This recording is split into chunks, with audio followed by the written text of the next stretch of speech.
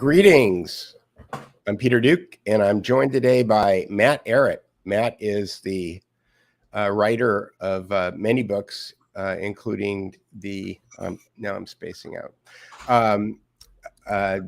Clash of the Two Americas. The Clash of the Two Americas. I was going to say The Great Divide. The Clash of the Two Americas.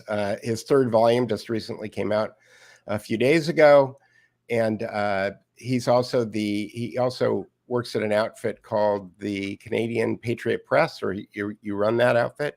Yeah, I founded that one in 2012. And then you also are the director, or you run something called the Rising Tide Foundation. Is that correct? Well, my wife is the president. We co-founded that together in 2019 out of Montreal. And she's also a writer at Strategic Culture Foundation, which I also write for, Cynthia Chung.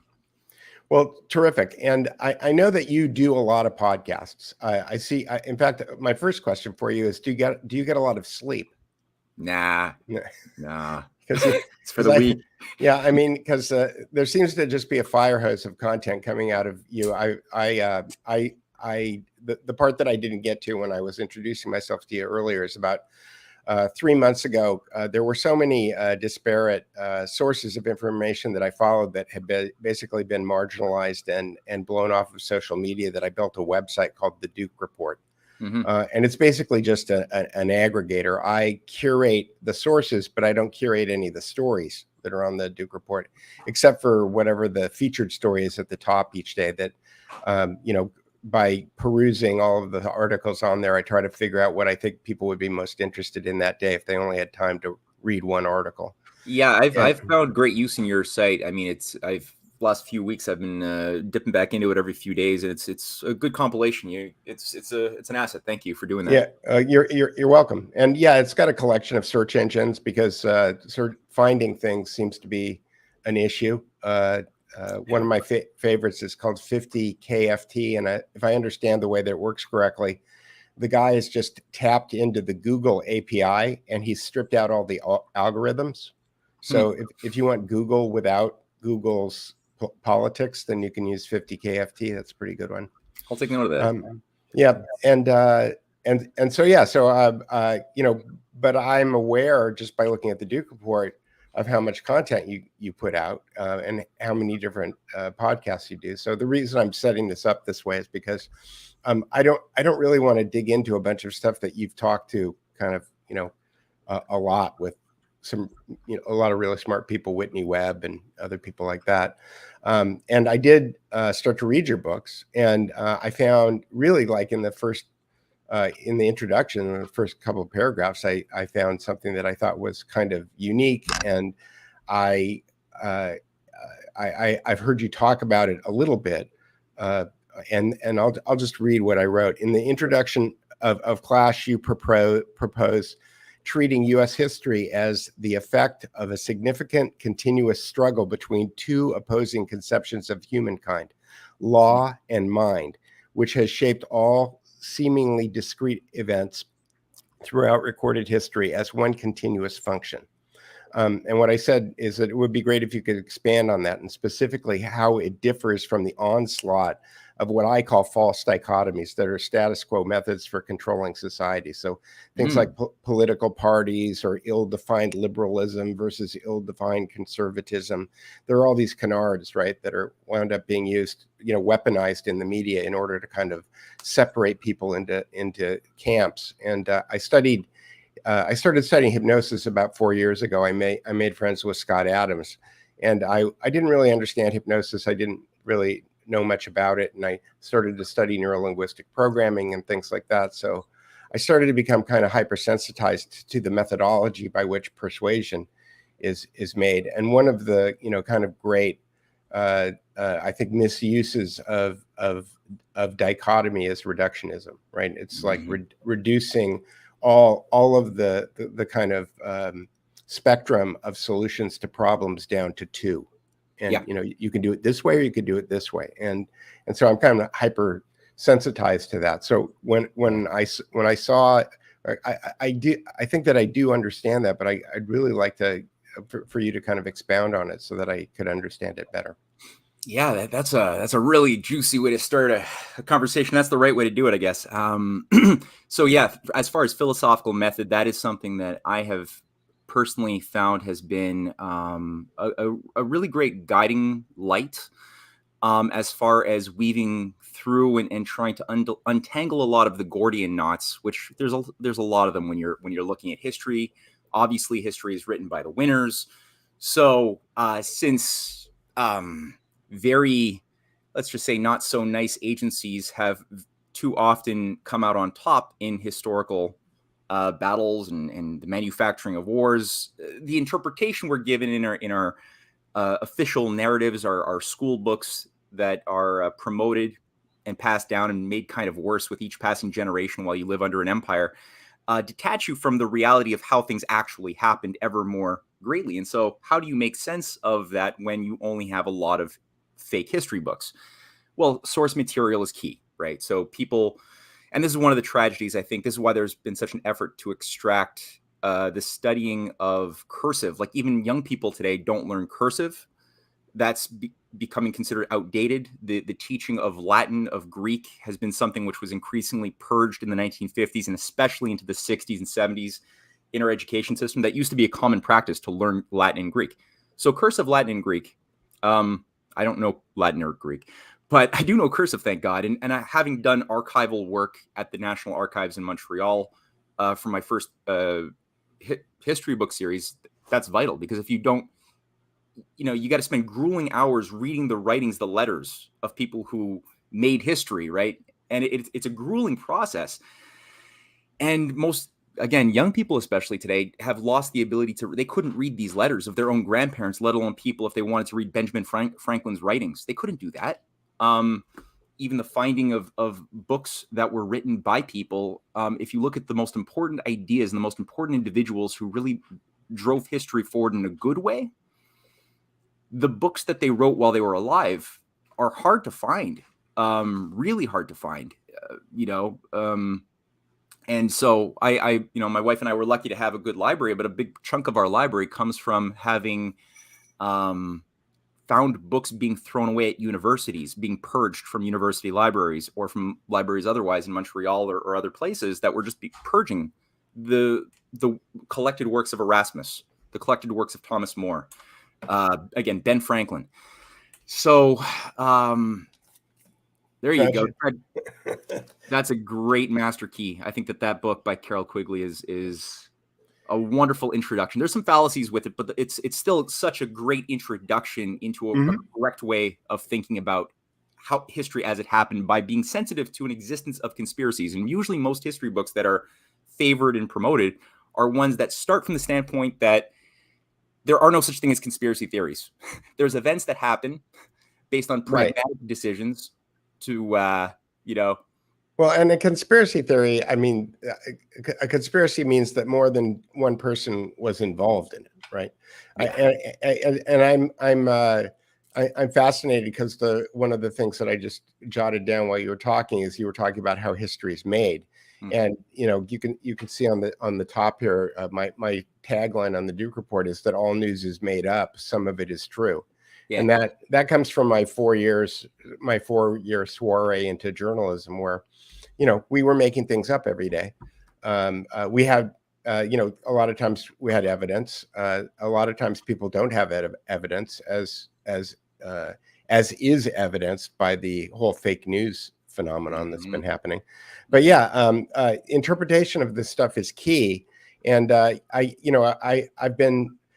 watch you, and I read your work. I read your essays, and I watch your videos online. And I'm still like, I'm a boomer. I'm 65. But I did get a 790 on my ACT score in U.S. history. So I missed one question. Admittedly, now I understand that's kind of the Prussian school way of measuring things. But my brother graduated from university with a degree in history, and he runs a prominent PhD program. And I like to think that I'm a smart guy. I like to think that I've been aware of things my whole life. But It wasn't until, I don't know, it wasn't, like I said, Andrew Breitbart, I think I told you before we went on, in 2010, Andrew Breitbart started talking to me about how politics is downstream from culture. Yeah. And then I started realizing as a photographer how, here's a story.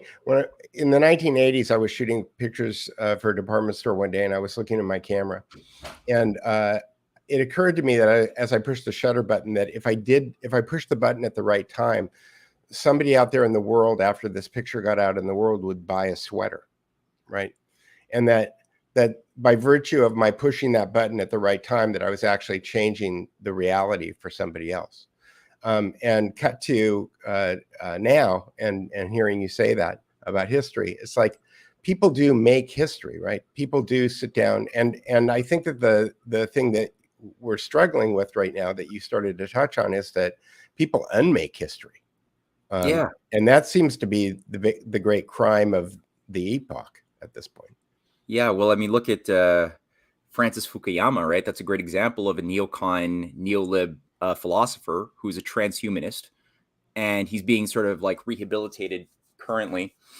And he put out originally in 1991 or 92 with the collapse of the Soviet Union his end of history thesis that, this is the inevitable conclusion to all history that ever happened is now. This is the purpose of all. So it's a very deterministic philosophy or interpretation of all of the human experience and it's a very arrogant and egotistical interpretation, I might add, because it's not the first time that somebody thinks this way. It's just that he's wrapping it in a modern garb, being, living so-called philosopher in Stanford.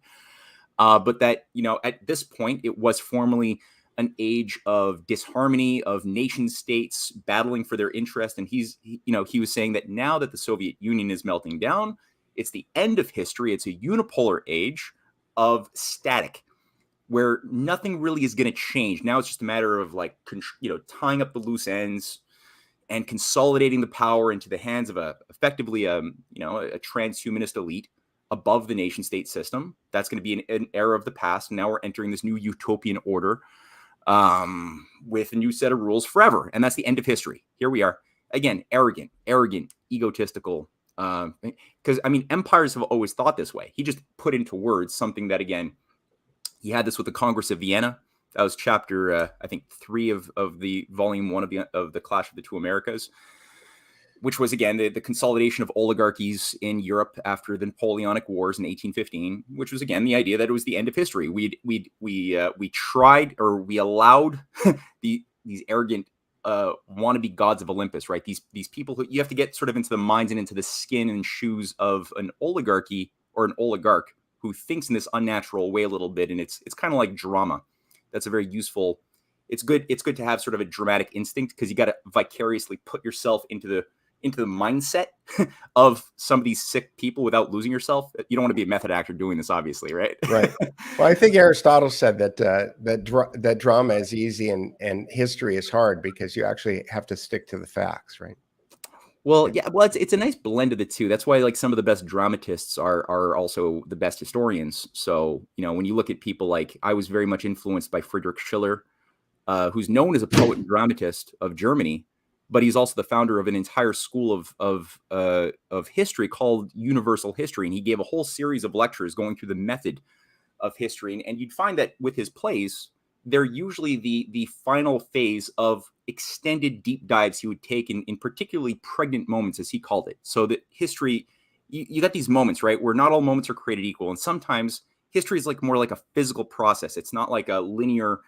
It's not like a Euclidean timeline where you could just add events on a linear length of time that just happen that you memorize. History is more of like a physical process. It's more like a stick that you might bend, right? And at moments when that bend comes to a point where the physical attributes of the stick can't hold anymore, all of that tension is built up at the top where it's gonna pop. And so these moments, you'll tend to find them. I would think we're living through one right. I know we're living through one right now, which I would say that assumption is correct, unless what you're using history for is a persuasion or a propaganda device in order to kind of pre-program an entire population into a certain mindset.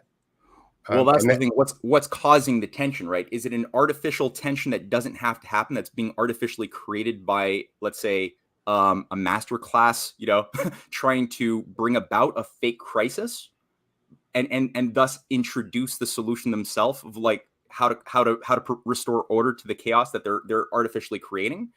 Or is it, at these moments of crisis, there's a heightened sensitivity in the minds of people who had formerly been complacent in times of comfort, where they're now receptive to ideas that they would not have been able to receive or participate in previous times. And if you have leadership, if you have a Martin Luther King Jr., if you have a John F. Kennedy, or you have somebody who has gone through the fire in terms of their own maturation of their sense of purpose in life, and are able to fill a vacuum of leadership when there is no qualified leaders, then that energy can be channeled to something very good, and you could have a great positive. That's why I think the Chinese observe this, and that's why they have the same name for opportunity as they do for crisis, right? And if you don't, if you have an absence of qualified leaders and people who have the potential, maybe out of fear, out of whatever else, they choose to not enter the stage of history when they're called upon, right? Their conscience is calling them, but they don't have the heart to follow through. If that's the case, or you just don't even have anybody qualified. Let's say your society allows itself to get so dumbed down that it's not able to generate anybody who's even mature enough to even be qualified to manage that. Idiocracy. If you're in an idiocracy crisis, exactly. Yeah, that's a great movie. Maybe cynical, but still fun. I think Mike Judge didn't mean it to be predictive programming, but here we are. Yeah, exactly. Exactly. But then you have a tragedy. So I think that's the essence, really, of when you look at like, well, what was it about Shakespeare's, let's say his Hamlet, that made Hamlet a tragedy? It's not just that bad things happened. That's often how the naive, overly simplistic idea of tragedy unfolds, right? It's like bad things happen to good people or something, No, it's not that at all. What made Shakespeare or Schiller's tragedies tragic is that you have a situation within a historical context. In this case, it's Denmark, and something is rotten in the state of Denmark. And you have an individual who's a prince, who's going to become the king, whose father has just died, probably most likely killed by his uncle, who's now married his mother. And, he's got a lot of great potential. This kid exhibits, he's maybe like 18, 19. He exhibits a lot of creativity. He's brilliant. He's got all of this great potential. That his state is in crisis. There's oncoming, and they set this up at the beginning and the very end. That's how Shakespeare does it, right? There's like obviously enemies to the state who are coming on from the outside. Fortinbras is the name of one of the neighboring kingdoms who really wants to invade and take over. But the real problem of Denmark isn't the external forces. It's this problem inside of Denmark. And it's exemplified in the fact that this kid is not able to get control of himself. And all of his paranoia, his jealousy, even if it's reasonable, he gets into his head. He gets so lost inside of his ego that he makes choices to, at a certain point, there's that moment to be or not to be, right? The famous moment where he has to choose, what is my destiny going to be? And he ends up deciding to not be, effectively, and to set into motion a series of situations that bring about not only the downfall of the people that he thinks is his enemy. I mean, his uncle, but his mother dies. The woman who loves him goes crazy because he's like lost control, and she kills herself. Her father dies. Everybody dies, and he dies. Everybody, And what happens at the very last scene is Fortinbras comes in, and he just takes over control of the country, and everybody, all of the enemies he thought he was going to have to fight, they're all already dead on the ground. He's like, what the hell just happened here? And that's the tragedy, is that it didn't have to be that way. If he took another set of choices, he could have been that king. He could have been the person to redeem and heal Denmark and protected it, but he didn't. And it's like that for so many of these great plays. And you start seeing that characteristic of individuals choosing to be or not to be tragic is what shapes history. And that's when you have things that get better. Humankind sometimes accomplishes a miracle type situation, which was statistically impossible. Like, you would not have bet for the American rebels of Ben Franklin. You would not, if you were a gambler, you'd been like, no, my money's on the global extended, British Empire powerhouse. That's where my money is going to be going. If that's how you were thinking, but no, that's not what happened. So how did that miraculous change happen? It's because little people who could have lived little lives chose to be big people and enter in the stage of history when they did, and they accepted a challenge. Yeah, and frankly, I mean that's how how Andrew Breitbart kind of like sucked me into talking to you today, because he said, if you look back in history, it's only been a few people doing a few things that have wound up moving the direction of history, and I don't know if it was probably my ego when he spoke to me like that. I thought, well, I could do something, and I just picked up my camera and started taking pictures.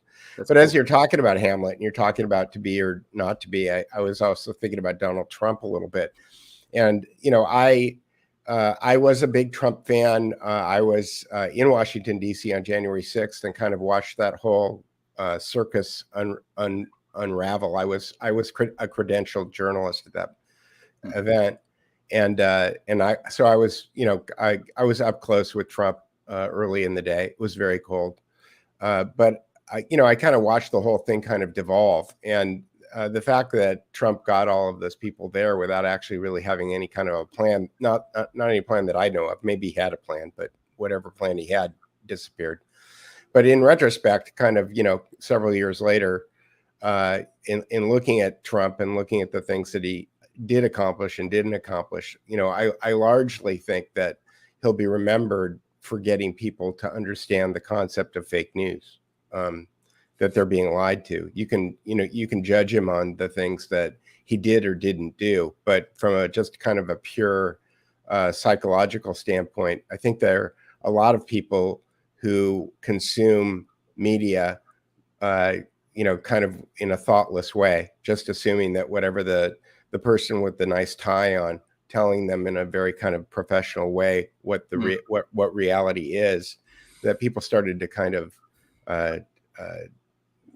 disbelieve. And to that end, I mean, I'm on that journey too. Like I said earlier, I was a boomer. I believed the 9/11 story. I had doubts about Lee Harvey Oswald, but I never really spent any time thinking about it. And it wasn't really until about 5 or 6 years ago that I kind of let go of that frame. And I thought, well, there's a lot of people who seem to have written books, Carol Quigley being, number one. And you start to go down that, people call it a rabbit hole. And you start to understand that there's parallel histories out there. And what I really like about your work more than anything else is that you seem to synthesize it. I'm a big proponent of synthesis. That is, having been in the advertising business and motion picture business and internet business, people don't have time, right? They're constantly being bombarded by all of these different tasks that they have to get done in order to get through their life. And so one of the things that I think is great about your work is that you kind of take big ideas and you distill it in a way that's very easy for people to kind of get their arms around and comprehend. I'm very interested in, like, I have never been a big fan of FDR, but my understanding of FDR is based on all of the things about FDR that I've consumed to this day. So when I hear you start to make alternate kind of presentations about the greatness of FDR, as it were, you and Curtis Yarvin are in simpatico there, I think. And Curtis is somebody that I have a lot of respect for also. Do you know Curtis Yarvin? No, I don't. Yeah, Mencius Moldbug was his handle in 2009. He's Gray Mirror is his Substack. Okay, and he's most famous for, I think, but besides being a philosopher, he was the founder of Urbit, which is a Peter Thiel funded, like, alternate internet. Right. Okay. Yeah. No, I do know of. Yeah. Okay. I haven't really looked into him too much, so it's. So he's a self-described deep state kid. That is, his father was in the State Department, and he grew up in the State Department, and he started the neo-reactionary movement, which the basis of the neo-reactionary movement, as I understand it, he's written over 1 million words, and I haven't read them all. Is to challenge the kind of basic reason premise for the creation of the United States. Specifically, I think the lightning rod that he held out when he first started writing was all men are created equal, and he posited the question, well, what if they're not?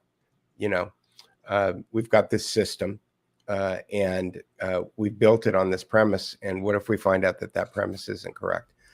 And so to that, and again, I think it's kind of trolly, and I think that a lot of it, like provocative, like he's trying to be provocative, is what you're saying. Yeah, exactly. Right. I'm sorry, I'm using 4chan language, and I should. Provocative is probably the more appropriate term. But anyway, he's a big fan of Roosevelt too, because having grown up in big bureaucracies on the inside and seeing how they work, he knows what the good parts of them are and what the bad parts of them are. So so anyway, so tell me about why I shouldn't look at FDR in a negative way. Well, I myself, didn't have very strong positive feelings about FDR as well going into my original few years, thinking outside the accepted path. And for me, it was, I was in illustration and design. That was my background, was in marketing, illustration, and design, and film animation. And just to say, before I talk about FDR, on the point of the question of the thumbnail sketch, I think that's vital. Yeah, if you want to try to, I think that was very helpful to me, because when you're trying to work in illustration or in marketing, you want to conceptualize a thumbnail, or you want to get across. You have to do these broad sketches, and you're trying to just conceptualize the outline of the gist of the idea. And when you finally pick a concept that works, and the art director and the copywriter and everybody all agree, okay, this is the direction we're going to go with. All right, then you can like work and flesh out a little bit more of the details. You can render a little bit more and take it to the next level. But you can't do any of the rendering if you just start with like a little detail and somehow build your way up from that little detail. That's not how the mind works. That's fascinating. So you worked in advertising agencies? Yeah, I worked at Publicis and BCP and a few things. And well, that makes total sense, because I've worked with. In my various jobs, I've worked with a lot of Disney Imagineers, and when you're pitching something, you have a limited amount of time to go in and do the pitch, right? So you really have to focus your pitch, and you have to get what's essential, and and then if people are curious, if you're successful, then you can unpack it, and you know that you've done the work, you've done like 80-90 hours of work, so you got to compress that much effort, that much research into like a 30-second, 2-5-minute pitch, whatever you want to do. And then be prepared to unpack whatever you're going to do with more specific deep dives. So you have to have that balance. If you hear something in the background, it's my cat puking. Sorry. That's okay. That's okay. That's fascinating. And again, kind of getting back to the multidisciplinary nature of understanding. I told you before we started that I consider myself a generalist. Like I know about a lot of different subjects. Some of them deeper than others. But in putting all of those things together, it has kind of given me what Scott Adams refers to as a skill stack, that allows me to kind of look at things in a slightly different way than other people look at it. I wanted to circle back to, I wanted to understand that you said that two opposing conceptions of humankind. Wait. But the FDR thing, did you still want to know about that? Yeah. Okay. This is my Asperger's. So yes, I want to hear about this. Sorry. I sort of threw a little bit of a wrench in the thing, because I went for a segue before I would vector back. That's called in hypnosis. That's called a nested loop. And people who are on this, I'm slightly on the spectrum. People who are on the spectrum, part of the reason that they latch onto things is because they're afraid when they go into nested loops that they're going to forget where they were, and that's exactly what just happened to me. Okay, all right. Case in point. Interesting. Yeah. So and that's where I think the having the broad thumbnail sketch just quick is just so good, because it's sort of like the guiding star. So when you have a coherent, good gestalt, like a good holistic idea, which can govern you into a deep dive, you want to really hold on and refer back to that whole concept, which obviously might have some fallacies to it, right? Because you don't know if it's 100% true yet. You're about to now do dives, and you don't know when you start digging what sort of, it's like you're digging for gold, right? I assume that there might be gold here, but I don't know. And maybe I might find silver along the way, and I might have to like follow that vein for a while, and maybe I don't know what else I'm going to find along the way as I'm digging, right? So you don't want to get lost in the dirt, which often does happen with no compass. Like you're at water right now at sea, right? In the oceans at night, and if you don't have a reading of the North Star in your compass, you're kind of screwed. Right. So you always have to. That's the whole point of a good quality, solid, strong hypothesis. It guides you that way, and you could refer back to it. And when you discover something was wrong about some of the elements that you put in the foundation to build your hypothesis, kind of like a structure, you got to make the corrections, make the modifications, right? And just be flexible. And that flexibility was important for going into my deep dive, not liking FDR, because obviously I had been trying to piece together, reconstruct my idea of history.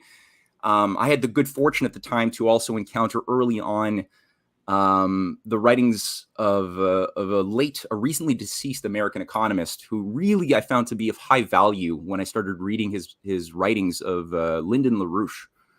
And Lyndon LaRouche's name keeps popping up, right? He's high value. And I was wondering. I thought of myself as a pretty informed guy, and I'd been doing my New World Order research for a couple of years, and I was shocked that I hadn't really heard of this figure who, when I looked at what he did from the early 70s onward, I was like, oh my God, ran for the presidency 8 times and advised Lopez Portillo of Mexico and Indira Gandhi, and it was, Jesus. There was like very. But then I started reading his writings because there was a lot of slander. I was like, okay, could he be that scary and bad? That all of these slanders on Wikipedia and everything could it be true that he's that bad? So I started reading the writings. I'm like, I'm not going to believe anybody until I actually just piece it together myself. And I started reading his writings, and I found, okay, there's actually this method that he's making very transparent of a way of analyzing, and if not dichotomizing things into false polarities and false departments of the mind. Really valuable. So that helped. That was the first time I encountered a coherent defense of FDR as a positive figure in American history, which I hadn't encountered before, but I had to verify that. So that verification process, in my experience, became part of the Untold History of Canada book series that I started writing in 2011. It was only published in 2019, but basically it was like, okay, well, what was Canada? That was my approach. Why are we still a monarchy? Why did Ben Franklin come here? And why did we fail to accept his challenge to join the other 13 colonies? What caused the best upshift in progress? Obviously, if the empire had its way, they're committed to depopulation, population control, and stupidification of people. So how did the progress happen? How did the good things happen? Was there a fight? And so I started vectoring into that. And I found that every time you had a great leader who usually dies in office in America was at a time when an environment was created, a climate politically was created in Canada for similar, like-minded, like-spirited people of a Republican sort of heart to take power and do good things in Canada outside of the deep state structures that had otherwise been very embedded and enshrined from 1776 all the way to the present in the Canadian system. It's very different from a Republican system here. But again, when we did have a good Republican leadership that broke free of the U.S. deep state and activated the best principles of the founding documents, there was an upshift in progress in the U.S., a loss of power of the fifth column, the Wall Street and other fifth column operations inside the USA, but also it extended to other countries, and Canada was a beneficiary. So we were able to build big projects. We had the world's first hypersonic jets, the Avro Aero. We built some of the first nuclear reactors in the world for civilian use after World War II. Again, always when you had people like FDR. And then I was like, okay, well, why weren't they worse? Like, why didn't the Great Depression get even worse after 1933, 34? Right? Like, why didn't we have a banker's dictatorship of fascism in America and Canada? Like in Madison Square Garden, New York, I look at, you could still see pictures and videos of George Washington and swastikas with like American Nazis filled to the brim, funded by J.P. Morgan, Prescott Bush. Like the whole Wall Street apparatus was massively pouring tons of cash into this idea that fascism was the economic miracle solution, whether it was a Mussolini corporatist variety or whether it was the Hitler variety or whether it was the French variety. It didn't matter, but they were all being promoted. And the population was so psychologically and physically abused from the Great Depression, they were accepting it on a extraordinarily high level. And it was the same thing for Quebec too. Like we had the French Canadian Adrien Arcon, the Nazi of Canada, who had they had Nazi parades through Montreal and Quebec City. So it was big. And eugenics was the science of population control that was going to be the queen of all sciences, that was going to help us finally bring equality to humanity. Of course, we'd all be equally dead, you know. And I think that was sort of the thing that when you look at this idea that all men are created equal, the mathematician would interpret that as, like, you get this debate in the cultural wars today, right? Equality of outcome, that everybody is equally has equal rights to have the exact same property, if any, you know, or there's this idea that it's not equality of opportunity that's there. They don't the cultural justice warriors or the social justice warriors don't recognize that, which is, I think, if you read the writings of Ben Franklin or any of the great founding fathers, they were thinking, no, we're not all physically equal. They didn't think that, but they did think that we all have the ability to self-perfect or self-deteriorate based on free will and a conscience and a certain God-given power of reason that we could choose or choose not to use, right? Right. Or well or use badly. But you had to have a climate to defend those rights for people to then have the freedom to discover their talents, to do those other things that a feudal plantation couldn't really offer you. So FDR, if you actually look at it, I saw one of the commentators made a point of Smedley Butler. The first thing that I encountered when I started researching this was Smedley Butler. Right. And the bankers' coup that had tried to use this General Butler to overthrow FDR and install him as a fascist dictator. And it's like, if he really was such a banker's boy for the Rothschilds or whatever, why did they try to kill him? Yeah, why didn't they like him? Why did they want him Right. out, right? And this other guy in as the fascist, who luckily he blew the whistle, and people can listen to his video on YouTube even today and listen to Smedley Butler talking to the American people in 1935, going through. He took names, and he went to Congress. Right. So why did they do that? And they tried to wreck him too, right? The same way they tried to wreck Joe McCarthy. Or they did wreck Joe. I'm less favorable to Joe McCarthy, but I definitely think that they tried to wreck Smedley Butler heavily. And I think Butler was a bit saddened because he wanted retribution. Like, he wanted the laws to come down to break these Wall Street fascists. Right. And that's not what happened. FDR ended up. That's not what ever happens. Very rare. I mean, you did have some, like what you did have with the Pecora Commission. Ferdinand Pecora was employed by FDR as a district attorney, or as a lead attorney to subpoena J.P. Morgan, and through the work of Pecora, he was able to. I think it's something like 80 leading bankers went to prison in 1933, 34, 35. As well as the banks were broken up too because of the spotlight that was put onto their criminal activities, all the way up until the Great Depression, which was an artificial bubble that they artificially collapsed to have a wealth transfer. I'm a big fan of the movie The Princes of Yen. Have you seen that film?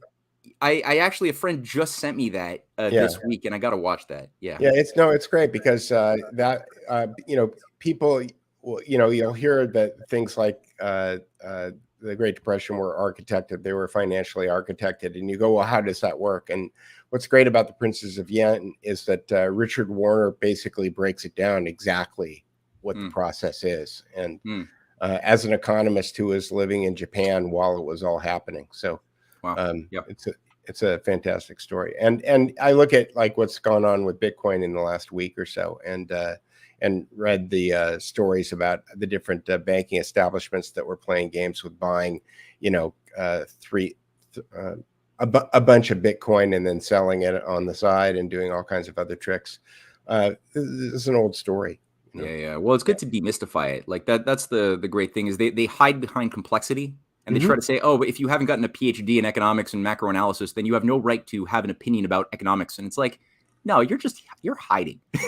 You're hiding behind formulas. And the reality is, there's a lot of bullshit. There's a lot of scheming, and ultimately, it's a bit of a game of perception. Yeah, another movie that I just recently found was F for Fake, which is the last film made by Orson Welles, and it's interesting because I have this hypothesis. I'm working on this play where I'm trying to put all of the usual suspects in predictive programming in 1949 in the same room and having them plan media for the next 50 or 60 years. I got this idea when I found out that the first 3 American television presidents all came directly out of military psychological warfare operations. That David Sarnoff was a general in psychological warfare. William Paley was a colonel in psychological warfare. And then they accidentally became the presidents of American television, the first American television companies. Okay, I didn't know that. So, yeah. There's all, it's. I started to dig into it, and but I've been looking. You were talking about Shakespeare earlier, and I've been looking at a lot of Shakespeare lately, and I was looking for a hero. I'm kind of like looking for a protagonist. I'm basing my idea on this movie Conspiracy, which is about the Wannsee Conference, where you had all of these usual suspect Nazis get together and decide what the final solution was going to be. And I thought it was an interesting setup for a play because it's a bunch of men sitting in a room. I think I'm trying to remember who it was. John Sayles said that if you want to do a story about people who are thinking things, you do a book. And if you want to do a story about people who are doing things, you make a movie. But if you want to do a story about people who are talking, you do a play. So I picked that movie, and I've been watching that movie and looking at it, but I kind of been looking for a hero in this movie. And I'm thinking Orson Welles is the guy that I want to go with, because Orson Welles seemed to be a guy who was on the inside.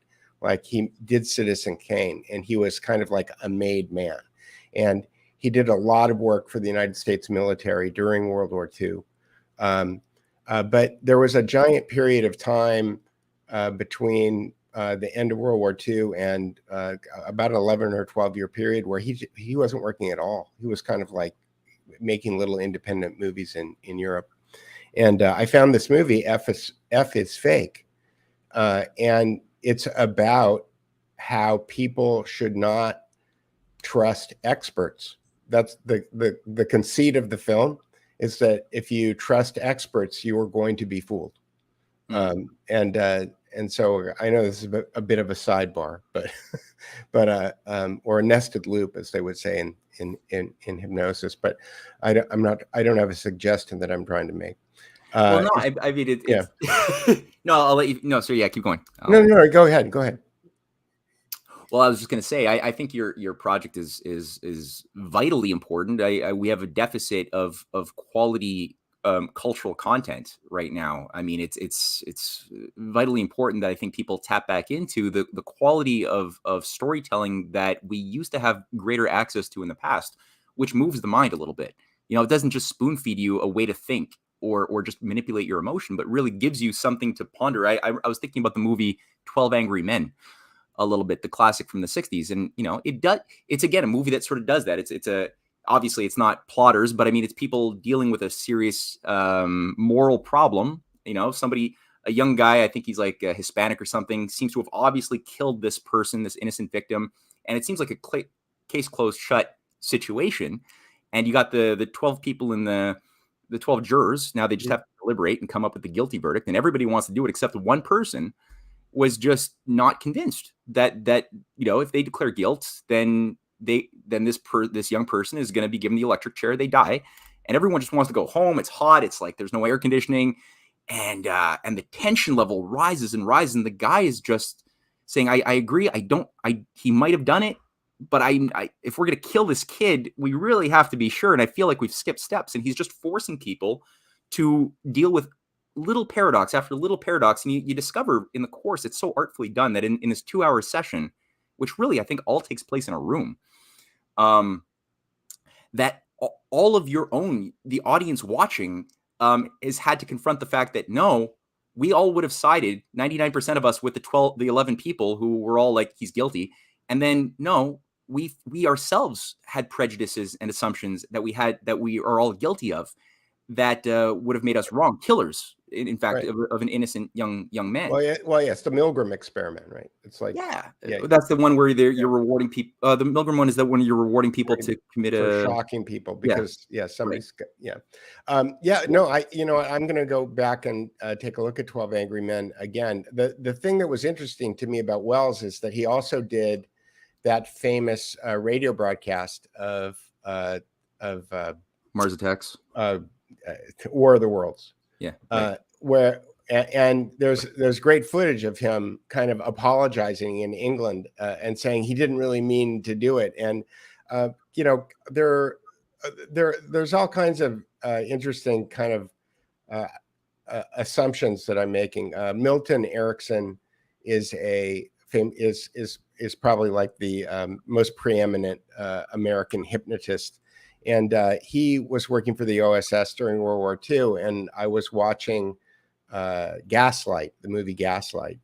And Gaslight uses Ericksonian hypnosis. That is, the words that are coming out of Charles Boyer's mouth are words that would come out of Milton Erickson's mouth. And and if you understand that hypnosis is using words in order to reprogram people, then if you use words in a certain way, there's kind of fingerprints. You can see whether or not they're using hypnotic language or not. Yeah. So I don't know. There's all kinds of different flavors that I'm trying to pull into this. But well, Gaslight is again an excellent movie as well. Making through Ingrid Bergman and I mean, but that's the value of great art is that it does empower the audience to become more insightful in some way. They walk away from the experience not as a more suggestible talking cow to be conformed by, or to be shaped or manipulated by a master class. They come out of it as more sovereign beings, right? Their understanding of something important is increased by virtue of having that otherwise, enjoyable, entertained experience. Whereas bubblegum, art and entertainment, whether it's in the visual stage play format or music or whatever, it's going to soften you up. It's going to reduce your ability to be a sovereign, inner-directed personality, and thus more inclined to just adapt to a herd. Whether in a rave or whatever the case, you lose yourself, you lose your identity, and you just become more shapeable. So the role of film is, I would suggest also Frank Capra, some of his works between 1935 and 49 are really, really good, from You Can't Take It With You to Mr. Smith Goes to Washington to the State of the Union. Right. I'm going to take your advice to heart and go look at those again, because I think Frank Capra is another guy who might have been associated with the military during World War II. He was. He definitely was. So, and he did the Why We Fight series as well, which was pretty important. A lot of people, and a lot of people didn't know. I only found a lot of this stuff out recently, that there was actually a top secret United States Air Force base in Laurel Canyon, which is kind of a shishi neighborhood in the Hollywood Hills. During war, it was I think it was founded in 42, called Lookout Mountain Air Force Base, and it was a top secret base. They never talked about what went on in there, and so I just wonder whether or not they were just writing scripts for motion pictures and things. Well, it's one of these things, right? Where propaganda is a two-edged sword, right? If like all art is a form of propaganda in the sense that that's what Orwell said. Yeah, I agree with that. I think, but I mean, in the sense that there's everything has an intention, and so the question is, do you have an honest intention or do you have a dishonest intention? Do you want to, use your art, your storytelling, in order to help liberate the people from the cave, where they believe in the shadows cast on the cave wall, or is your intention to use your art, your storytelling, in order to enmesh them ever more into the cave, handicapping their ability to get out of the cave? I'm referring to Plato's allegory of the cave, right? Sure. No, I understand, but I like the way that you broke it down as far as honest versus dishonest, as opposed to the way that journalists would have you think, which is objective and subjective.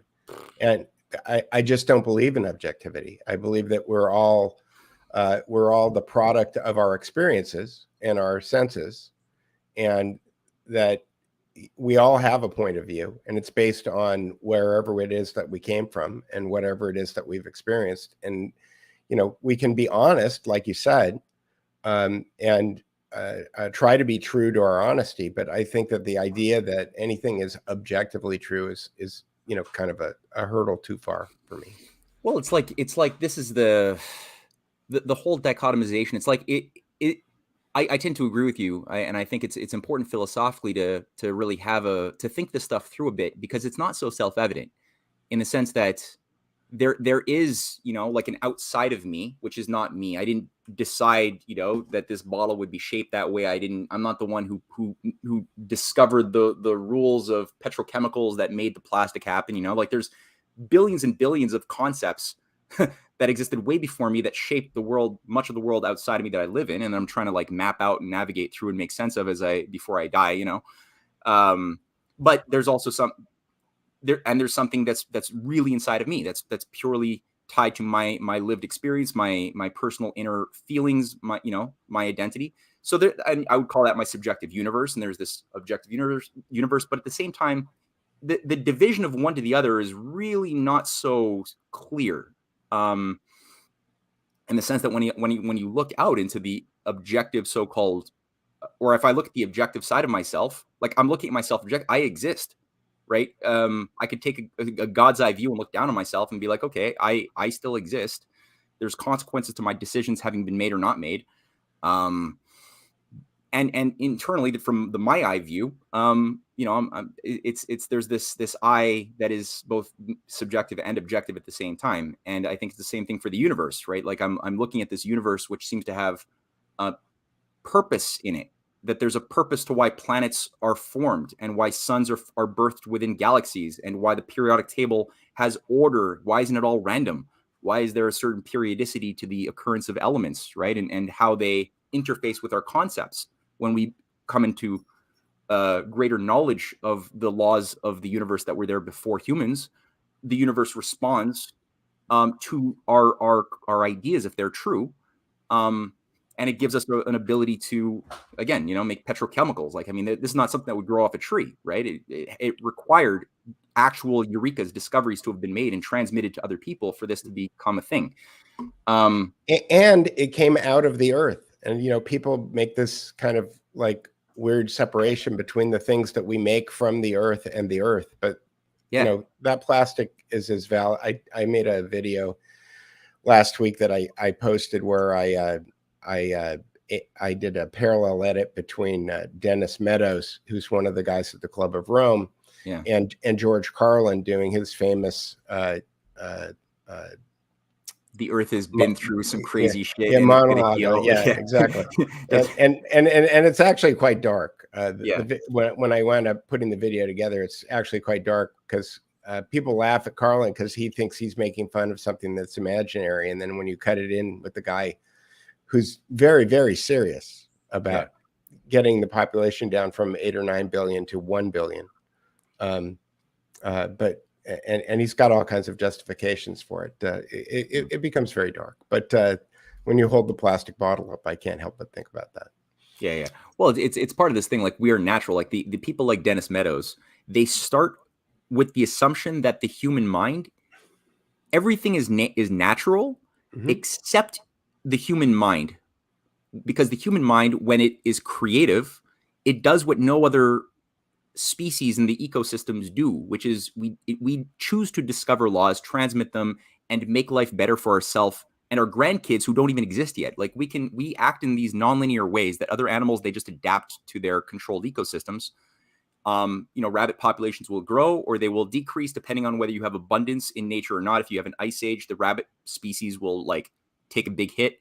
If you got if a lush area becomes a desert, as sometimes happens, those mammals will die off. And human beings can green a desert. We can take a very low quality of life ecosystem like a desert, which has very low water cycle, low everything, not very interesting environment, but we can actually If we're thinking ahead properly and with reason, we can desalinate water. We can make a desert area lush and blossom and green, and make it green, like the Imperial Valley of California. That was naturally that was a desert for thousands of years. Then it became the number one vegetable growing region in North America, by virtue of having a well thought through approach to terraforming and design. So people like Meadows would be like, well, that's unnatural because we don't see it outside of humans. Thus, the human mind that does that must be unnatural. It's the cause of disequilibrium, and thus the cause of that which is bad. Because he presumes that what is good is stasis.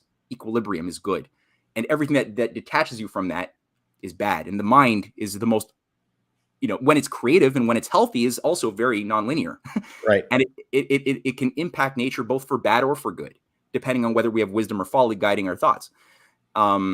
And we've seen to take it a step further, Kevin Kelly thinks that the technology uses us in order to make itself better. That goes into transhumanism. I'm not into that so much, but I'm just saying. Yeah. Well, Marshall McLuhan also advanced that idea that technology has sort of a directional evolution independent of human individuals. Technology will grow, and the medium will constantly. The medium of technology that we're utilizing will constantly change our own attributes of how we relate to our power of imagination, of memory, of everything else, in a very unidirectional way. And in Marshall McLuhan's sleight of hand, and I don't like this, he removes the factor of the human individual from the equation in many ways, and it becomes again a deterministic thing. Yeah, McLuhan had a big influence on me. And when I was putting together the Duke Report website, one of the choices that I made when I put it together is it's all text. I mean, there's one picture on the top, but it's basically all text, which limits me to people who are willing to go read something in order to be able to go discover something else, which I understand in 2022 is a giant hurdle for a lot of people.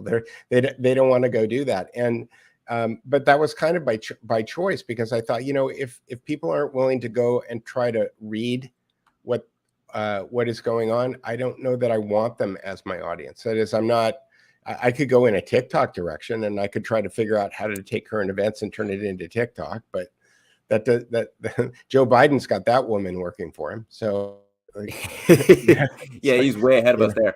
Yeah. Well, that's the thing, right? You don't want to, like Schiller, who I mentioned earlier, laid out this problem nicely in like 1793 in a treatise on theater as a moral institution. And he did this in a few places, and he lays out the challenge of artists at all stages of human civilization and stages of technological growth, where he says that the artist must always clothe his ideas and his stories in the age that he lives in, to make it, because obviously if you're like just living in ancient Greece and you're just like using ancient Greek text and wrapping all of your characters in togas, it's going to be hard for that to resonate with people living in the world you live in. Mm-hmm. So you have to like garb it with the clothing, the words, and even customs of the age. I would add to that the technological sort of whatever is available technologically. The window dressing. Yeah. But at the same time, you don't want to be the slave to your age that you're living. He's like, woe to that artist who is a slave to his age, who just wants to be popular, because you're ultimately trying to find a way to express something universal that helps people escape the limitations of the age that they find themselves operating within, so that they could think on a more universal level. And so you're always finding where's the opportunity to leapfrog people outside of that. And so in that sense, we do have to be able to, make video. We're making videos right now, right? And sometimes having like short little 5-6 minute videos. I'm thinking about trying to do some of that myself too, and not lose my principles. I don't know about going into TikTok. That's a bit. Yeah. But anyway, but to be able to use both, right? Where you can get people, just awaken the flame. You want to get, if you can use like a 3, 4, 5 minute pitch or a little entertaining video to just awaken the flame, so that they will want to then read things that they would normally never have the energy, care, or attention span to read, because they know, because of that strong experience, that they have to, and they want to. Yep. And that's, I think, real teaching is just like lighting the flame, figuring out how you can. And it's hard at first, because people don't have a lot of kindling, right? We live in an oligarchical society, which is. I think that's a really, really good metaphor for Mm. for learning. You do, you know, I have a 20-year-old daughter, and I've watched her, you know, since COVID happened. She's a musician. She played in Carnegie. She played violin. She played in Carnegie Hall twice. She had her own rock and roll band when she was 15 years old. And after COVID happened, I just kind of watched her go into this kind of TikTok streaming media kind of cave, you know. It's the cave. It's Plato's cave. Yeah. And I'm just trying to figure out how to get her out of the cave. You're not alone, man. I mean, a lot of parents right now are watching this, and you know, the kids who went through COVID, who were in their early 20s and younger, especially, they didn't really have they hadn't developed an infrastructure, a spiritual infrastructure to sort of withstand the 2-year abuse that they were all subjected to, and they were given a lot of escapism, drugs, entertainment, whatever else, and they embraced it a lot more than they would have otherwise, because they couldn't talk with their friends for months on end, and you know, people's lives are being destroyed around them, and it's just irrational. So they would escape now into this little mini tingling emotions that they could get from little 2-minute videos and stuff, you know. And it's really done so much damage. Kids are not adapting, especially younger kids below 10 are not adapting well at school now that they're opening schools again.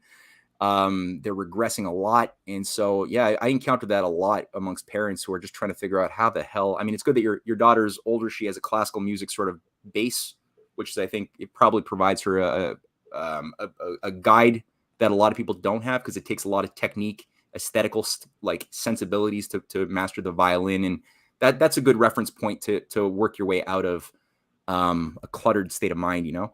Yeah. I hope so. It's interesting. I didn't mean to like go off into the direction of my own personal stuff. There was something I wanted to, if you don't mind, one of the things that was kind of I'm changing the subject here. Do it. Because I wrote this down, that the Rising Tide Foundation is dedicated to the enhancement of cross-cultural understanding and dialogue between East and West. Yeah. As the world seems to be, and this is my editorialization, as the world seems to be sliding towards Orwell's or Rockefeller's division of Oceania, Eurasia, and East Asia, is the Rising Tide Foundation attempting to mitigate that inevitable transition? Because it does seem like, if I could take liberties and read into things, and you can disabuse me if I'm wrong, but like it seems like in Matthew Ehret's kind of like perfect world, the United States figured out a way to actually live up to the values of the United States. And oh yeah, it would be great if Canada came along for the ride. I might be reading too much into it, but a lot of that starts to make me think of the like I said, that Orwellian kind of group of 3 superpowers controlling the planet. And then I look at what the things the World Economic Forum is doing, for example, and everybody's trying to figure out whether or not Putin's a good guy or a bad guy, because you know he's prosecuted this war with Ukraine at the same time that he's living up to all of the World Health Organization vaccine mandates, you know, which seems to be kind of like a weird dichotomy. Like, oh, well, I'll do all of the health things that you want me to do, but militarily I'm going to go, you know, invade this other country. And all of that kind of seems to be moving in a weird way towards this kind of like Eurasia that, you know, Alexander Dugin kind of envisioned in a certain way. And I was looking at a map of something that you had written, or somebody had written an art. I think you quoted something from the Schiller Institute, and there was this map. Yeah. Putting up here. Right. And it's interesting, because I was thinking, yeah, that would be great, but it's also in line with this absolute zero agenda that came out of Cambridge. And I found this from Ice Age Farmer, where they actually have this kind of plan, and it might be too small here on our screens. I don't know I if can kind of make it out. can see it or not. Different decades from 2020 up to 2030, then to Yeah, 2050, and but you got road vehicles, on the rail. top, on the top, you've got road and rail, and then below that is flying and shipping. And you can see that by 2050, they want, according to this Cambridge plan, they basically want to get rid of flying and shipping. Yes, they do. And Yeah. there's lots of like I would say conspiracies about why they would want to do that. There's a grand solar minimum. There, that maybe the world is going to go into this ice age, and that you're not going to be able to do that, or you won't be able to fly because there'll be too much radiation. There's all kinds of different hypotheses about why that happens. But I look at something like this, and I think, well, this makes a lot of sense for a lot of things, but it also seems to overlap with this, and so I guess my big question is my assumption that the Rising Tide Foundation is trying to do this in a happy, friendly way as opposed to a kinetic way of natural law, I think, versus the defiance of natural law. Like my starting point is always like natural law, and when I'm looking scientifically, I alluded to it a little bit regarding the bottle, but there is a flow and a directionality in the universe in terms of purpose, design. I don't believe in this random Darwinian random mutation stuff, which is, I think, more politically motivated than scientifically motivated. Than anything else. The more that I dig on that, the more that's your assumptions are validated. It seems like very political thing. And I mean, we see the golden section manifesting its proportion in not just atomic behavior or in our coffee or in, galaxy formation. And you're going to tell me, all of that is just like the random kinetic, stochastic behavior of atoms in empty space. Like, and it's just like random that we're happening to like having this conversation right now, you and I. It's just an accident that when there is a full solar eclipse, that the size. When there's a full solar eclipse is when the moon goes between the sun. That the moon and the sun are the exact same size. Of all of the random variations in the universe, our moon happens to be the exact same size as the sun when there's I mean, everything that the honest mind will find when you go out of yourself to try to explore the unknown and make discoveries is more confirmation that the universe is organized with purpose, with design, with law, and to the degree that we are in harmony with that flow, our laws that we create ourselves, animals don't create laws, will tend to be beneficial, and we will have progress. Things will get better. And to the degree that we defy those things, like empires always do, by trying to, destroy they want to try to control the species of human beings and the ecosystems of the earth, but they're trying to do it in a way that fits us. It's like, it's wanting to have human beings just behave like your dog does. It's like, but we're not dogs. We're not these loyal creatures. It's fine for a dog, but when you take dog logic and you apply it to managing your humans, it doesn't work out so well because we're not dogs. We're animated by something different. And eugenics and all these things are, the science of proper breeding. That might be fine for my dog or my cats. My cat doesn't exist in nature. That's the effect of thousands of years of selective breeding of what was probably a ferocious, saber-toothed cat that would have killed me, a little while ago. So that's fine for my cats. But as soon as you start applying that to like, let's selectively breed the best of the musicians because we want more musicians or something, then you got problems because that's not how we actually work. So all that. So I think you brought that full circle to what I wanted to go back to. Yeah. So back to the question now of the question of infrastructure. When you look at, for example, Hitler made infrastructure. Mussolini made the trains run on time.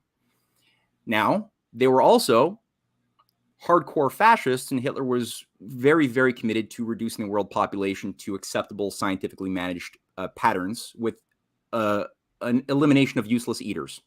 Yeah. The Untermenschen. But they made infrastructure happen.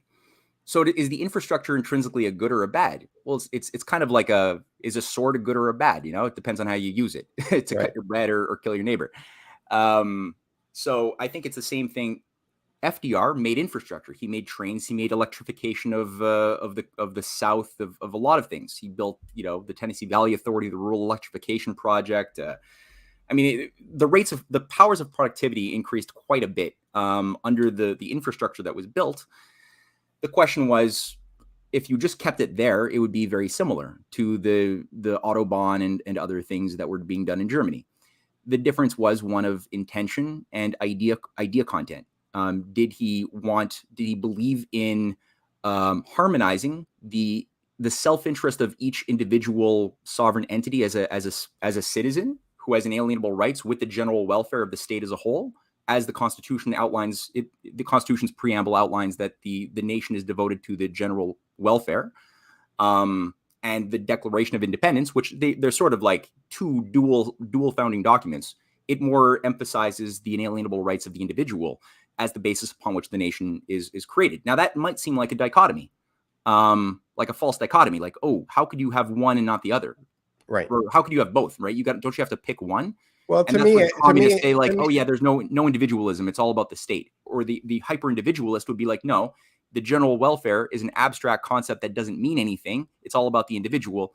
And it's like, well, wait a minute. Why do you have to sacrifice one or the other? How about we think about a way that both work together? And I kind of think about those two documents as to why and the how. I think so too. Yeah. Yeah, I think so too. And FDR did too. And if you look at the blossoming of private enterprise under there was, yes, state like centralized government that was put on display. We saw that. We saw that in Nazi Germany too. Central government power to do things. Now, what were those things and what were the ends, right? What were the means and what were the ends? Right.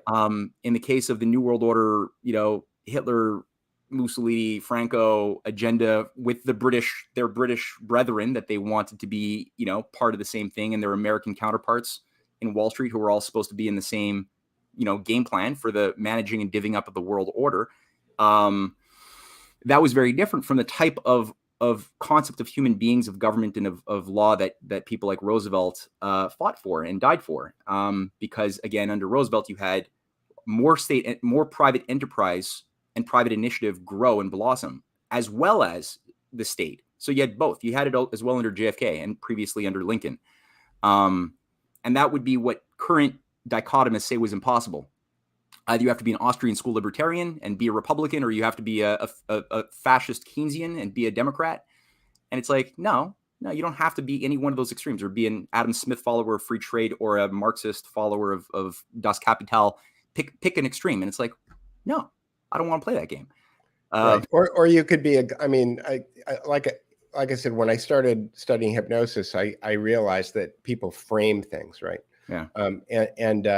The way that I think about it often is are they a globalist? Because I don't know if you've read A Man Called Intrepid about William Stevenson. Yeah. I don't think Stevenson really thought of countries that much as like he was operating within the empire. Like he was in an empire mode. Oh, yeah. He wasn't really in a Great Britain or an America or Canada mode. No. And I think that a lot of the people that we have problems understanding, like George Soros, for example, it's like he's clearly a globalist. Like countries are a kind of an inconvenience to him, but they're a tool that can be used in order to get large groups of people to do what you want them to do. Yeah. By virtue of the fact that you know how to manipulate the individual governments, that those people have created this illusion that that is reality. I mean, there's a guy named what's his name? He teaches computer science at NYU, and he did a lecture called "Ontology is Overrated." I'm trying to remember his name. Anyway, it'll come to me in a second. But he talks about the fact that 40% of the volumes in the United States Library of Congress are in a section called "Former Soviet Union." And that's because the librarians, when they put the books away, couldn't imagine that the Soviet Union wasn't going to be a thing in the future, and so they just started putting them in the Soviet Union section, and so you have 40% of the volumes that are kind of like mislabeled. And he Uh, and he points out that a city is a very real thing. Like, if you walk out your door right now and, you walk down the street to the cafe and you go down to the grocery store and you get groceries, those are very real things. And when you pay your light bill, it goes to a company that's in charge of making sure that your electricity works. Yeah. But as you move farther and farther, as you move from a city to a county, and a county to a state, or a province and a province to a country, that those ideas become more and more abstract, right? And at one point, my ex partner, who is a CIA spook, called me up one day and asked me if I wanted to do a favor for the government, which I demurred. And I said, "Which government is that?" And he said, "The only one that." He said, "The only one that counts." And I said, "Which one is that?" And he said, "The one that can kick down your door and take your stuff." So Yeah. So at that point, I just started.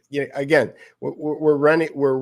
Our world is is formed by the real things. Like, I can pound on my desk and make noise on the microphone right now, and there's a door behind me and a pitchfork, my assault pitchfork.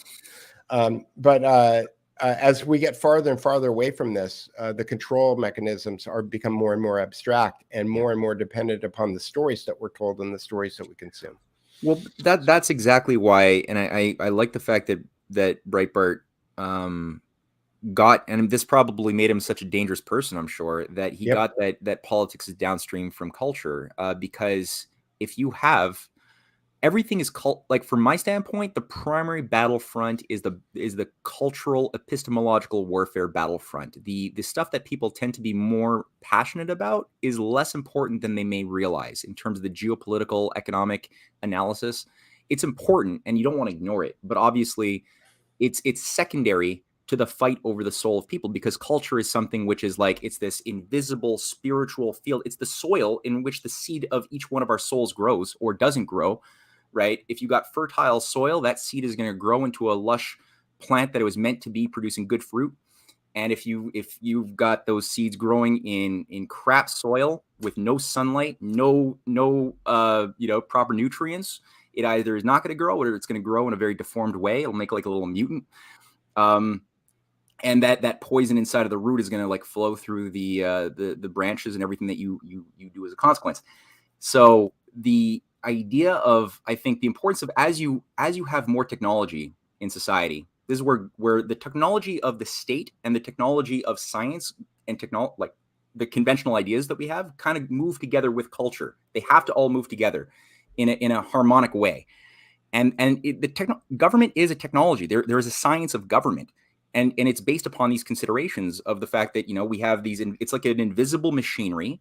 It can always be made better, just like every motor can be designed in a better way. There's no perfect motor, just like there's no perfect government, which is why the American experience is so brilliant, because it was embedded within the actual founding documents, that in order to form a more perfect union. Beautiful concept. So a logician would be like, that is an absurd irrationality. You can either be better or you can be perfect, but better means changing, perfect means non-changing. You can't be both. You got to pick one.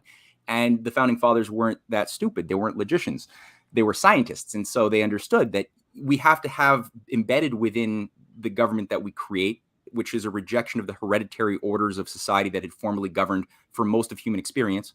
We have to have the seeds of its own renewal. We have to be able to have embedded within it the self-perfectibility function, that every generation can have a renewal and sort of a renaissance property. But that then puts responsibility on this question of how the past and the present and the future interact. We have to both create institutions educationally, media-wise, culturally, that can enhance, that can provide wisdom into the next generation, so that they don't make the mistakes of the past, right? That they respect the future enough to leave something behind that's better.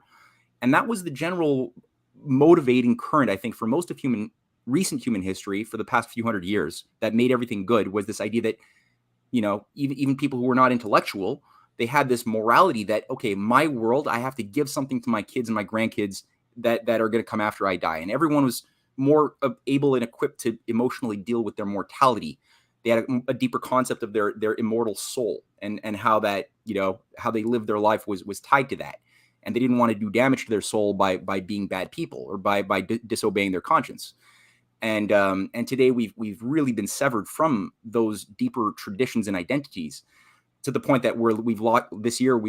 I just saw a study that showcased how we lost 2 years on average of life expectancy since the beginning of COVID. Yeah, that is abhorrent. Yeah, like that is the very opposite of everything human beings should be.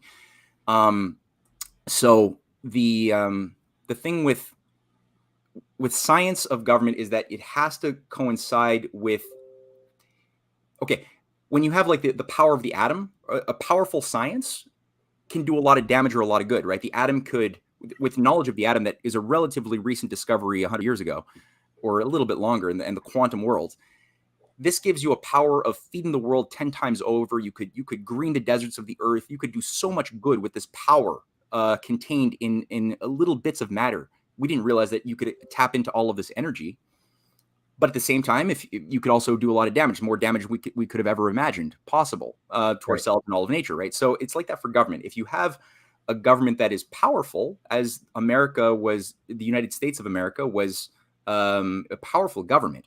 It had a national bank. Look at Lincoln's greenbacks. That's a lot of power.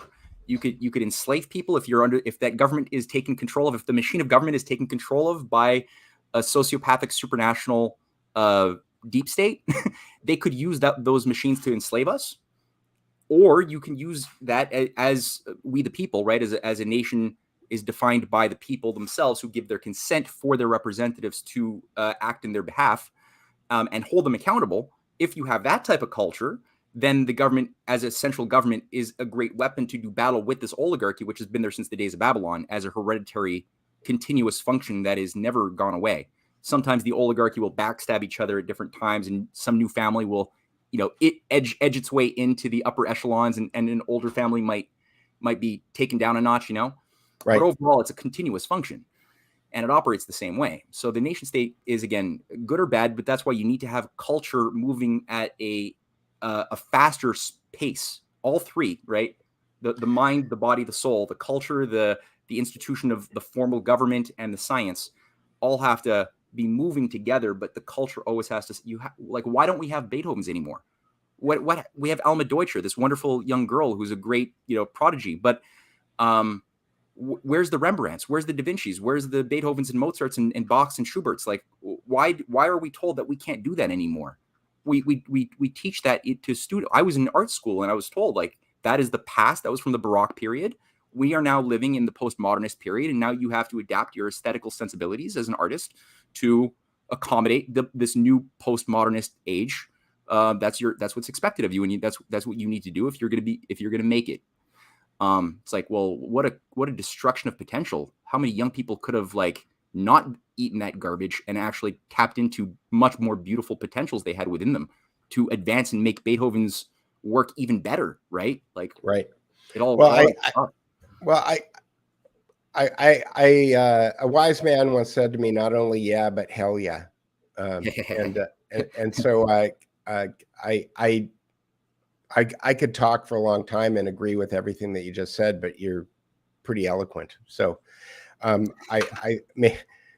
this might be a good time to wrap it up. Do you have any questions for me, or is there anything else? Let me go look at comments and see. Oh, if there's if there's people watching, if people have any questions or thoughts they want to kick out, we could do that. Let me see what happens. Happens naturally if you don't. Well, happens naturally if you don't. Yeah. Yeah, it's yeah. Overall, I was just going to say, yeah, your point about Andrew Breitbart, I think is well taken, and I do think that Havik Pavel wrote "Power of the Powerless," and after I read that essay, I unregistered to vote, because I just thought that there's so much energy that is being wasted right now in a controlled system, that unless we do get our hand, and I've been saying this for a long time, that unless we do get a handle on our culture, and culture is like something that's it's easily realized. I started doing street art about 7 or 8 years ago. Really? Kind of, yeah. Like what? Like what? Here's some things I did for COVID. Here's a T-shirt that we sell on my store. You are here. Okay, and then here's medical. Okay, this is more culture jamming than anything else. Yeah. No, I've gone out with again. I've done a lot of different things, and I can't remember any of them off the top of my head when I get asked like this. Maybe my producer will remind me of something that I did. Poverty Pimp, the famous. There was a poster of Maxine Waters, where I had a crew I work with, or we called her Poverty Pimp. And it's funny because it's interesting how much attention you can get with a little bit of glue and paper. You go to Kinko's and you print some stuff up, and then you go and you paste it up someplace and you take a picture of it. And there's all kinds of outlets that will just suck that stuff up because the pictures turn into clicks and the clicks turn into money for them. So you're basically providing them with a way to make money. And she threatened to call the FBI on us, and for putting posters up in Inglewood. It was kind of hilarious. But tons of stuff. But the reason that we started doing it is because the barrier to entry in street art is zero, right? Mm-hmm. Like you can go to Kinko's, you come up with an idea, you go to Kinko's, you get some glue, and you go out in the middle of the night and you put up posters. And if you can take good pictures of them and get them to an outlet, it becomes news. All news is made up. Some of it is true, right? Right. And my knowledge for how to do that came from a book called Trust Me, I'm Lying by Ryan Holiday, who she says something in the private chat. Here we go. CBS News. What am I looking at? Hang on a second. The name of the lecturer was the name of the lecturer was Clay Shirky at NYU. Okay. And here is the let me see if I don't know if there's any pictures. All right. So she sent me a link to a story about it, but there was no pictures with the story. So I don't know. Civil rights activist demand probe of Maxine Waters Poverty Pimp posters. Oh yeah. And that was you had a hand to play in that? Oh yeah. Well, my crew and I just came up with the idea and we went out and did it. And we've done a couple of dozen things. We trolled Hillary Clinton the day that Hillary Clinton announced that she was going to run for president. About a week and a half or 2 weeks earlier, there was a memo that was leaked, probably from the Bernie campaign, about words words that journalists are not allowed to use when they're talking about Hillary Clinton. So that got leaked. And so we simply made posters that said, "Don't say," and then we put one of the words. And we went to Brooklyn. Her campaign headquarters was in a building that was on the corner, I'm not making this up, of Tillery and Clinton. And we got there the day before, and we were trying to figure out where we were going to put the posters up. And all of the TV crews were there. They were all doing stand-ups in front of the building. So we knew where the TV crews were going to be the next day. So we just smeared the area with posters where we knew the TV crews were going to be. We got over 100 outlets to cover the story. We got so many people covering the Don't Say story that she wound up having to relaunch her presidential campaign like 6 weeks later on Roosevelt Island in New York City, which we also checked out because we wanted to see if we could go put posters up there. But that was like Alcatraz. There was like no way to get in there and do that stuff. So why am I telling you this? Because I think, and it's part of the reason why I'm working on this play right now, because to your point, if we can't win elections, then we need to figure out a way to win hearts and minds, and culture is the only way to do that. So. Oh yeah, no, absolutely. That's the way to break the catch-22. Like when the culture becomes, that's the thing, right? When the population, the masses become too dumbed down to have wisdom and to understand how to use the art of judgment, and the elites also become so corrupt that they're not qualified to lead, that seems like your society is doomed. And so the only way, how do you break that catch-22, is the question of culture. And so to be able to shake people out of their complacency with something creative. Jonathan Swift's pamphlets as well, his essay on a modern proposal is just a great example of that, when that whole society was acquiescing to and that's the one where he said he thought that you could solve overpopulation by eating children. Was that it? Exactly. Yes. He's like, you know what? Since we're already doing this anyway, we're already killing babies. Like, why don't we actually do this with some science in class? And here, let's actually, we've got this food crisis on top of the fact that we're killing babies. So how about we find up some recipes? And it's horrifying, but it's hilarious. It's a wonderful satire, and it made people so uncomfortable that some of the biggest political changes stemmed out of that pamphlet. Amazingly enough, it was great. Yeah, I was actually joking around with my producer fiance about doing a website with recipes similar to what you're talking about as a troll, right? As satire. But the problem is that some people might not take it as satire, right? Which is what happened to Swift, right? Well, some people, I think it's in the time that he lived, everyone knew it was satire. It's just his enemies made new narratives of what Swift was after he died to make it sound as though he was actually promoting this. And so it's these literalists, right? People who are literal are just not creative, but they then spun it so that they made him seem like a bad guy. But no, I mean, everyone in the world he lived in definitely knew that this was a hilarious satire. That devastated Malthus. Before there was Malthus, he destroyed Thomas Malthus's theories of population growth as a bad thing, which is there's a whole story to that too. But I think that for me too, like, this is one of the things that I find is very useful. When you think about, you mentioned Russia or China, and there's some confusion, right, about like, well, what side are they on? Are they actually points of resistance to the Great Reset, depopulation, big kill agenda, or are they all in on the same game, right, and just controlled opposition, everybody? And I think one of the useful things, holding in mind the fact, and this is the reason why I generally like and I support currently Russia and China's battle along with the Eurasian Alliance, is because when you hold in mind that the overarching religious commitment of the oligarchy of the Great Reset is to not only reduce the world population, but also dumb down what small numbers are going to be permitted to live in that new one world government post-nation state system. It involves the cutting off of all of culture, of every civilization's cultural traditions. They want to cut it all off and atomize us so that they can reprogram and reconstruct a new type of transhumanist being. That's their fantasy. I don't think it's at all possible, but that's their real commitment. That's their fantasy, is they think that they can do that.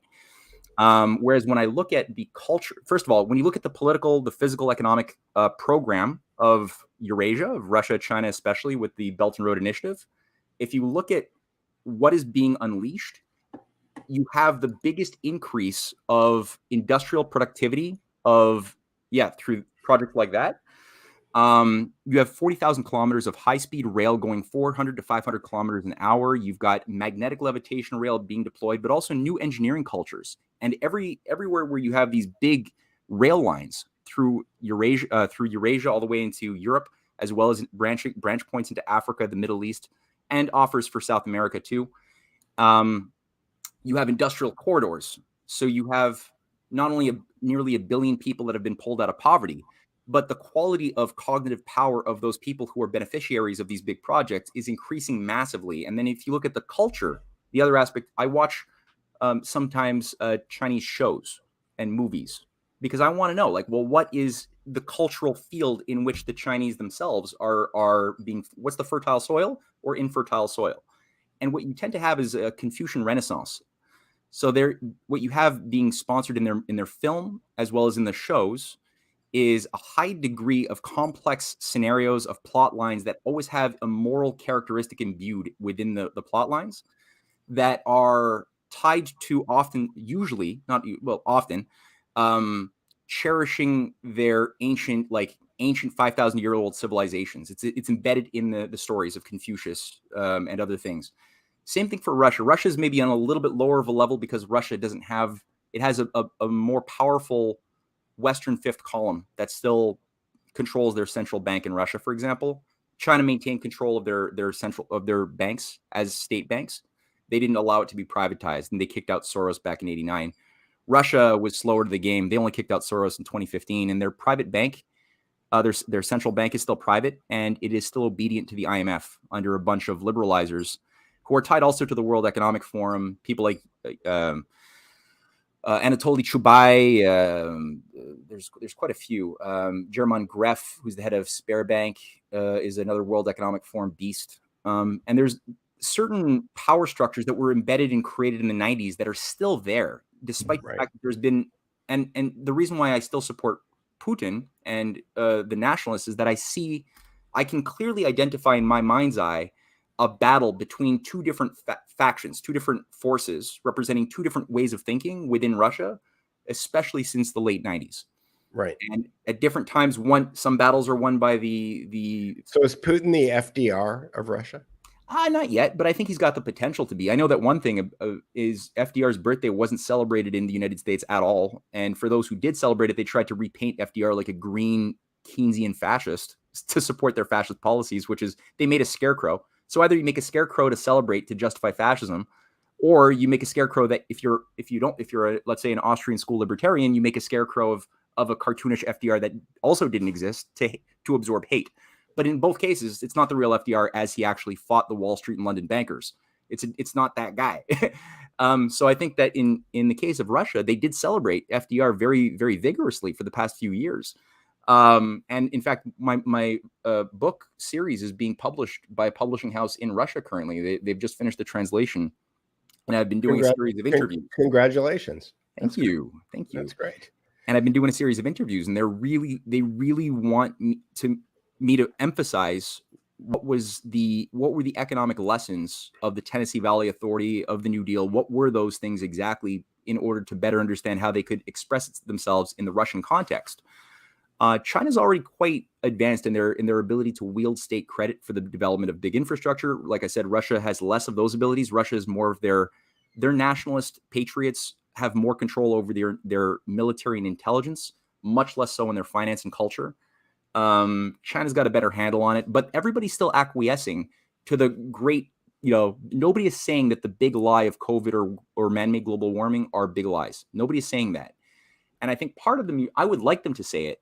Both the Russians and the Chinese. I would like them to push back a little bit more vigorously, although I have seen pushback against the World Health Organization mandates, which is why you could still get hydroxychloroquine abundantly in China from the very beginning. That's a big part of the protocols is hydroxychloroquine zinc and no mRNA. I took hydroxychloroquine when I can't get it in here. I mean, in Canada, it's impossible to get that or ivermectin. You just can't get it. I'm sorry. I was just told I took ivermectin. Sorry. I didn't. Oh. Well, that worked well too as an antiparasitic. I took ivermectin, and I did monoclonal antibodies that were made illegal or unavailable a week after I did it here in California. Damn. Okay, so, that's intense. Yeah. So I wrote. If people want to know about the Russia-China thing, I would suggest read my book, like the volume 3, especially of the Clash of the Two Americas. I have 5 chapters going through the deep state structures in China and in Russia, to get people a better sense of the nature of the battle inside of both countries. I bought all 3 of Matthew's books twice, and I got the audio book too, so I'm listening to it too. So I'm doing the whole thing. All right. Well, I'm going to let you go because you've been quite generous with your time, and I sincerely appreciate what you're doing. I think that there are a few people out there in the world who are making a huge difference, and you're one of them. And I was very happy that you accepted my invitation to come talk to me today. So thank you very much, Peter. It's a pleasure. This was a great off-the-cuff discussion, and I love the fact that we just were able to flexibly move around, bounce around into a bunch of things that don't. And if you want to, pursue the culture thing, and if you've got any ideas or any things you want to do, like I said, I every once in a while I get an idea. I'll roll my I will get demonetized. I don't do this for money. I don't do videos for money. But if people want to go to the Duke Report and buy a coffee or something, they can do that. But I'll play the George Carlin clip when we get to get us out of here, if I can go find it, and just show you. I mean, the way that this manifested itself is my girlfriend Carrie. She said, "Do you think you could do a mashup with this Dennis Meadows guy and George Carlin?" And I just sat down at the computer, and it took me a couple of hours. And you're going to play that now? Yeah, I'm going to play it now. I'm dying to see this. This is what it is. All right. And with that, I'll say goodbye, and I'll talk to you later. And anytime you need anything, Matthew, let me know. All right. Here we go. The planet can support something like 1 billion people. And the greatest arrogance of all, save the planet. What? Are these fucking people kidding me? Save the planet? We don't know how to take care of ourselves yet. We haven't learned how to help one another. We're going to save the fucking planet? So far, globally, we are so far above the population and the consumption levels which can be supported by this planet that I know in one way or another it's going to come back down. So I don't hope to avoid that. I am getting tired of that shit. I'm tired of fucking Earth Day. I'm tired of these fucking self-righteous environmentalists. I'm tired of these white, liberal, bourgeois, liberal, white people who think the only thing wrong with this planet is there aren't enough bicycle paths. I mean, we could even have 8 or 9 billion probably if we have a very strong dictatorship, which is smart. They don't care about the planet. Not in the abstract, they don't. You know what they're interested in? A clean place to live. Their own habitat. They're worried that someday in the future they might be personally inconvenienced. Narrow, unenlightened self-interest doesn't impress me. Besides, there's nothing wrong with the planet. The planet is fine. The people are fucked. Maybe 2 billion, depending on how much liberty and how much material consumption you want to have. Over 90%, way over 90% of all the species that have ever lived on this planet, are gone. Whoosh. They're extinct. We didn't kill them all. If you want more liberty and more consumption, you have to have fewer people. Irrespective of how we act on this planet, 25 species that were here today will be gone tomorrow. Let them go gracefully. Leave nature alone. Haven't we done enough?